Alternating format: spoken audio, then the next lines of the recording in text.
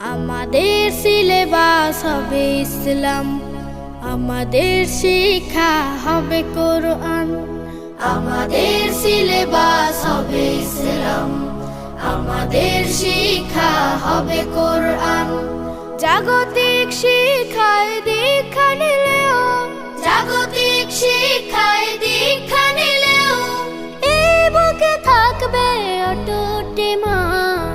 আমাদের সিলেবাস হবে ইসলাম, আমাদের শিক্ষা হবে কোরআন। আমাদের সিলেবাস হবে ইসলাম, আমাদের শিক্ষা হবে কোরআন।